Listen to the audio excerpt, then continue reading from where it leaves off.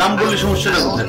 আপনার নাম আমি যদি কোনোদিন আমার নাম বলি আপনার বাসায় আপনার সামনে আইকা বলবো। আমার বাপ যদি আমাকে জন্ম দিয়ে থাকে, বাংলাদেশ আওয়ামী লীগ আবার ফিরবে এবং ভয়ঙ্কর হবে। এই জামাতের যত বংশ বীজ আছে না, তত বীজ আছে না, আমরা তো ইন্ডিয়া ভাইয়া আসতে পারছি। আর এই জামাতের যারা বীজ আছে এটা তো পাকিস্তানও যেতে পারবে না। পাকিস্তান যেতে হলে তো ইন্ডিয়া পাঁচ করে দিতে হবে। হ্যাঁ, ইয়ারাও যেতে পারবে না, কোনো দিক দিয়ে যেতে পারবে না। কোথায় যাবে? হ্যাঁ, আমরা তো সবাই বেঁচে আছি। হয়তো বা কিছু লোকজন নিরীহ কিছু নেতা কর্মীদের উপর অত্যাচার করে মেরে ফেলানো হয়েছে। হ্যাঁ, ম্যাক্সিমাম বেঁচে আছি। কিন্তু বাংলাদেশ আওয়ামী লীগের 4 কোটির উপরে নেতা কর্মী আছে, একদম নেতা কর্মী। এর মধ্যে হয়তো বা 25 লাখ মারতে পারবে, 3.5 কোটি বেঁচে আছে। কোথায় যাবে? বাসা থেকে না, মাটির 50 হাত নিচে থাকলেও জামাতের চেয়ে ডেঞ্জারাস ভাবে ওদেরকে মৃত্যু দিতে। ওরা কি মারছে? ভয়ঙ্কর ভাবে মারবো। এটা প্রশাসনের লোক হোক, আর্মির লোক হোক, আর ওই রাজনৈতিক নেতা কর্মী হোক, কাউরে মাফ করবো না। মনে রেখে আপনি সাহেব, আপনাকে আমি বললাম আপনার উত্তরা থানার যে কটা সাব ইন্সপেক্টর আমাদের আওয়ামী লীগের নেতা কর্মীদের অত্যাচার করতেছে, ওদের পরিবার সবটা কানবে, বসে বসে রাস্তায় বসে বসে কানবে। আপনি আমাকে সুনির্দিষ্ট ভাবে দেখান যে কারোর উপরে কোনো নির্যাতন আমার লোকজন করছে কিনা, আমি তাদের বিরুদ্ধে শোনেন, আমরা কোন অত্যাচারিত হয়ে আপনার মতো একজন থানা ইনচার্জকে ফোন করে এই রাত 1টা বাজে আপনাকে ফোন করে এত ডেসপারেটনেস কথা বলতেছে, আপনি বুঝতে পারতেছেন না আমাদের ওয়ালে কতটুকু পিন থেকে গেছে।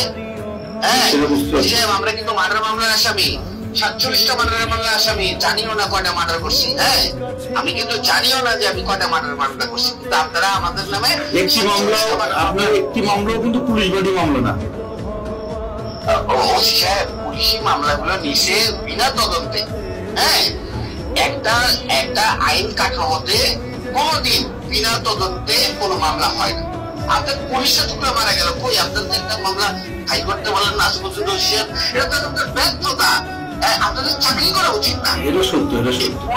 এই পুলিশগুলো যাই হোক, আওয়ামী লীগ বলেন, ধরেন ওরা আওয়ামী লীগের পরিবারের, কিন্তু পুলিশ ছিল তো। এতগুলো মারা গেল, আজ পর্যন্ত তো কেউ আপনারা 10 জন পুলিশের দিকে দাঁড়ায় তো বলতে পারলেন না একটা প্রেগনেন্ট মহিলা পুলিশের একজন সাধারণ অফিসার, তার মতো মহিলাকে এত নৃশংসভাবে মারধর করলো। সে তো এই প্রেগনেন্ট অবস্থায় তো কোনো জামাতের নেতা বা কোনো ছাত্রকে মারতে যায়নি, তো তাকেও মেরে ফেললো। কই আপনার তার মামলাটাও তো করতে পারলেন না। তা আপনারা মামলা হবে, কোন সিদ্ধান্তই আপনাদের বাস্তবায়ন হবে না। আমরা রাজনীতি করে এসেছি। আমি আজকে 21 বছর প্রেসিডেন্ট সেক্রেটারি। আমার কি ওই ধারণা নাই বাংলাদেশের রাজনীতি কোন দেশের মানে কথায় চলে? আমেরিকা কয়দিন সেভ করবে? ঠিক আছে, আপনি, আমরা ছোট চাকরি করি, ছোট মানুষ, আপনি করেন। আপনি আমার থানা যে না আপনার তো ছোট মানুষ, কিন্তু আপনার কার্যক্রম তো বড় বড়। আপনার কার্যক্রম ঠিক করেন সাহেব। আমার কার্যক্রম যদি কোনো অপরাধ থাকে, এটা আমার কর্তৃপক্ষ বা আমার উপর আছে সে দেখবে। তবে আমার কোনো অফিসার যদি অন্যায় করে থাকে, আপনি সেটা আমাকে দেন, আমি সেটা আমার বিরুদ্ধে যদি কোনো অভিযোগ থাকে সেটা দেন, আমি সেটা জবাব দেবো। আপনার বেতন কিন্তু আপনার উচ্চতর কর্মকর্তা দেয় না। আপনার বেতন কিন্তু বাংলাদেশ গণপ্রজাতন্ত্রী সরকার, বাংলাদেশ প্রজাতন্ত্রী সরকার। মানে আমি যদি কোনো আপনি 10 মিনিট কথা বলবেন আমার সাথে, এর মধ্যে যদি একটি অভিযোগ আমার বিরুদ্ধে দেখান যে আপনি দেখাতে পারছেন কিনা, এভাবে গড়ে কথা বলতে হবে না। আমি আপনাকে প্রমাণ, আপনার পরিচয়টাও দেন নাই, আপনি পরিচয়টাও দেন নাই। আমি আপনাকে আমার সম্পূর্ণ ডিটেলস বলছি, শুধু নাম বলি না। নাম বলতে সমস্যা কোথায়? আপনি নাম বললে সমস্যাটা কোথায়? আপনার নাম আমি যদি কোনোদিন আমার নাম বলি, আপনার বাসায় আপনার সামনে আইকা বলবো। আমার বাপ যদি আমাকে জন্ম দিয়ে থাকে, আগামী 2 মাসের মধ্যে যদি আপনার কার্যক্রম এরকম থাকে, আপনার বাসায় আপনার সামনে যদি না বলতে পারি আমার বাবা আমার জন্ম দেয় নাই। ঠিক আছে, আমি অপেক্ষায় থাকলাম, আপনি আসেন।